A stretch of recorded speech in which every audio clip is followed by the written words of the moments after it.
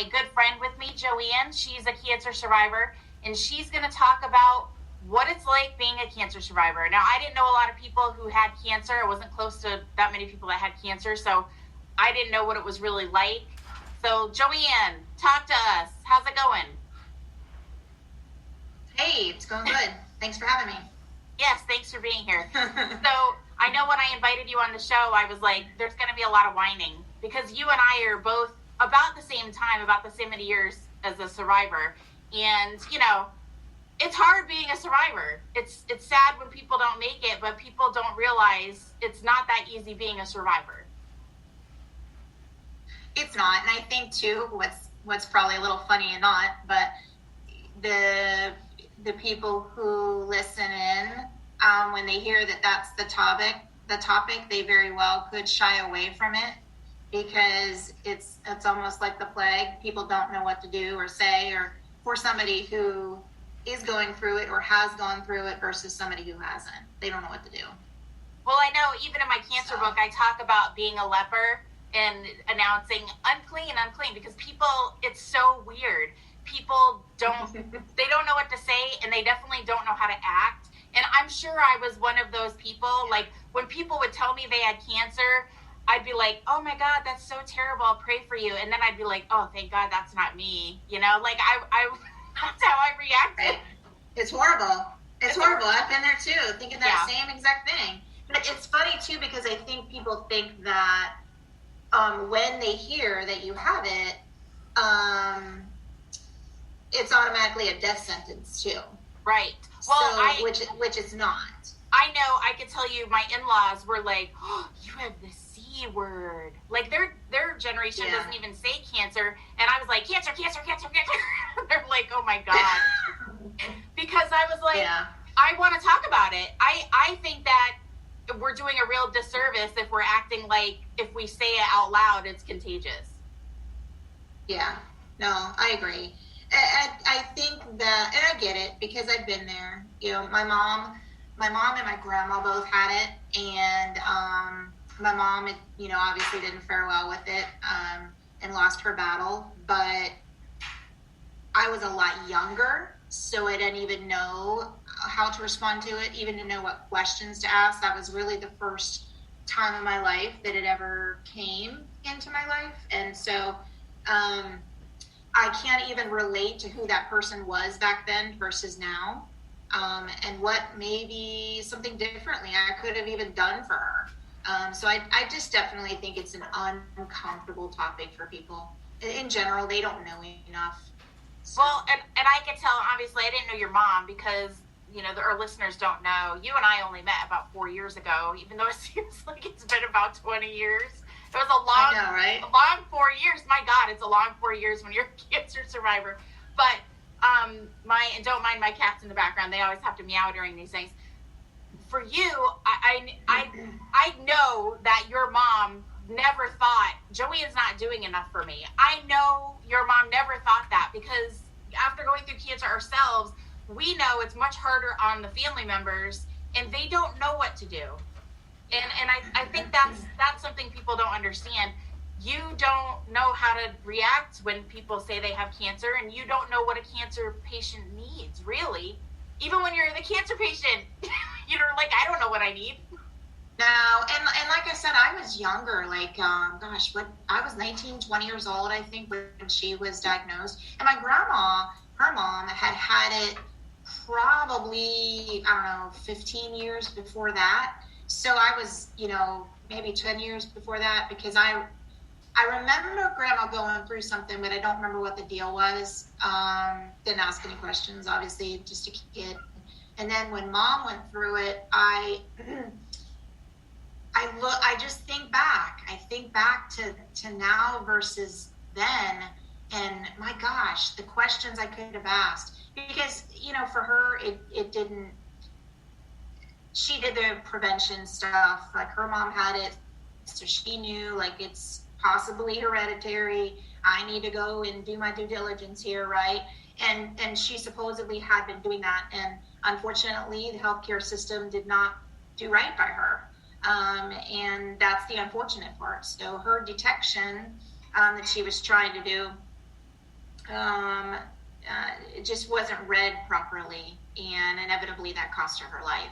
So you can, do the right things, I think, but you're right. She I'm sure, I was a kid, younger kid, basically. She didn't know what to tell me to do for her, or nor did I know what to ask her. But I tell you now, looking back at her situation, I wish I was a lot smarter about it. I wish I would have spent more time understanding it or investigating it, because I might have been able to, dig a little deeper for her. You got to be your own advocate for sure. You have to be yes, absolutely. And I'll tell you the worst thing for me is people, like, especially on Facebook, like, I kept everything. Now, I met you after I had already had cancer, but I kept everything off Facebook. So nobody even knew I was going through cancer treatment, because I didn't want to share that aspect of my life. And I'm so glad I didn't, because when I go on Facebook and I type anything about being a cancer survivor, people feel the need to bombard me with crap like they're freaking medical doctors. Like, oh, you got cancer because you don't eat properly, or you didn't exercise, or it's always my fault. Like, that's what I think is so funny. Like, we haven't been through enough crap. We need a bunch of idiots who don't know what they're talking about telling me how I got cancer, when my doctors don't even know how I got it. It's so weird. Like, you should have been eating an alkaline diet. Oh, really, jackass? Because I just went to my doctor, and he told me that I'm actually, my female doctor told me I'm too alkaline. I actually have too much alkalinity. And I was like, that's a thing? I didn't even know that was a thing. And she said, I always see too acidic. She said, I never see too alkaline. And she goes, you can get cancer from being too alkaline? I was like, what? So it just is so frustrating, because it's like every time we think we're doing something right, it can be the other extreme. Yeah, no, I agree. And you're right. It's funny. I think it was, how old was I when it happened? 40? I forget now. I mean, it's funny because it's only been a couple years for me, right? 2016 was the initial diagnosis, and then there was another in 2017. But I don't even remember, like, how old was I? When did this happen? Yeah.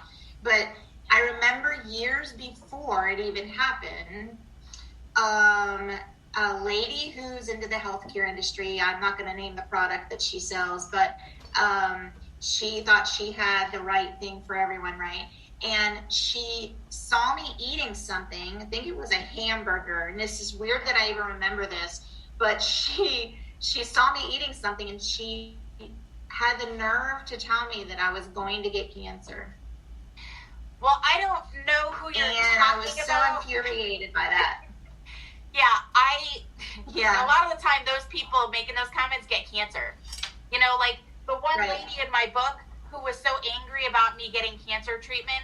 I called her Wait for the Healing, because I didn't want to use her real name. She was so judgmental. She's like, how dare you get cancer treatment, because that's just going to kill you even worse than the original cancer. And she's like, no one should get that. But I remember you telling me she got cancer. I remember you telling me she got cancer. She ended up getting sick recently. Yeah. Yes. Yeah. And big surprise. And you don't wish it on anybody. I mean, she didn't tell me that she got cancer. I don't need to be. Like, she got cancer treatment, and then she emails me, and I was like, oh, what does this jackass want? I was like, obviously she didn't read the book, or she wouldn't be contacting me, because I didn't paint her in a very nice light. Because I was like, how could someone be so judgmental? And basically what she said was, if you believed in God, you wouldn't have cancer anymore. And so I guess she doesn't believe in God. I guess that's what I've learned out of this thing. Oh my gosh. She's like, oh, I just wanted to tell you I had cancer. And I was like, you didn't read my book, did you? And she's like, no, how did you know? I said, because I don't think you'd be contacting me right now. So I was like, well, I'm glad you're better. Bye. People are just so stupid. That does make me think of something, though, Joann. You and I met. Tell the audience, please, how we met. Well, my gosh, we both were cancer survivors presenting, I guess that's what you call it, right? At a cancer fundraiser. And I guess we were just there to kind of tell our story. Is that what we did? I'm slightly remembering that's what we did. And just try to be sort of encouraging or even inspirational, I guess, for the people who were there. So you were there, and that's where I met you. You had done your book, and you were sharing. And then I also shared just being a recent survivor. So she was somebody that we didn't meet each other prior to that, but we both knew her.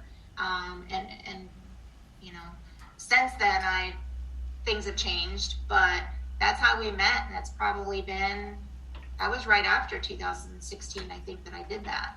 When I was diagnosed in April. I do recall, and the woman who, she had good intentions, the woman who was doing all that was trying to help raise money. It was a good cause.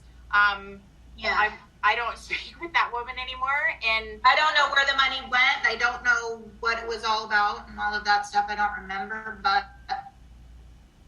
but apparently her boyfriend's grandmother had passed away from cancer. Right. So the event was technically, I think, in honor of the grandma, for example. Yeah, and I supported that group. I don't really know anything of anything. I don't know anything. I heard mixed things, and I was like, I'm staying out of it. But the reason why I pulled back from the whole thing was because it became a way for people to tell me, buy my product so you don't get cancer again. And then I remember the same woman did it to you and I. There was a vendor there selling clay or all those stupid products, saying you'll never get cancer again if you try my products. And I tried them, and you didn't try them, and she took both of our identities. Do you remember that? And she was having the product sent to herself with our names. And I called and complained to that office, and they laughed. And they said, oh, well, she's really good friends with the founder. I was like, you're laughing over this? So that was the first time my identity got stolen as a cancer survivor. My second time was at my oncologist's office. My identity. So you've got to be the lowest scum of the world if you're going to steal a cancer survivor's identity. Like, I just can't even imagine what type of person you are to do that. But everyone got their identity stolen. Yeah. So I think that's the worst part, is that my identity has been taken, and everyone thinks they have a cure. That's not the first time somebody's done that, but we seem to be, and I even did a video I had to take off Facebook. The reason why I'm no longer affiliated with that group that I spoke for is because one of the vendors there had a book, How to Survive Cancer by Eating a Certain Diet. I don't remember the name of the book. I wouldn't give it any publicity anyway. But basically, they said you can survive any cancer. So when I went up to the booth, and this video is still on Facebook if you want to go look at it, because I'm a dinosaur and I don't know how to take it off YouTube. But basically, what happened was I went up to this vendor's table and I go, oh, you can eat your way out of, and you know me, I'm so full of crap and like so skeptical of all this nonsense, right? So I go, oh, you can eat your way out of cancer? Tell me. And this guy didn't know who I was, you know? And he's like, oh yeah, you can survive any cancer if you just follow this diet. And I said, oh, are you the author? And he goes, no.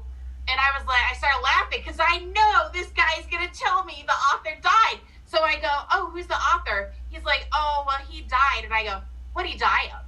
And he's like, cancer. I said, okay. Not anyway, that book. People gave me crap over that because I posted it and said, this is the crap cancer survivors have to deal with all the time. People treat us like we're victims and we're stupid and we need their products. And I was just like, anyway, I got such crap for it, I had to take it off Facebook.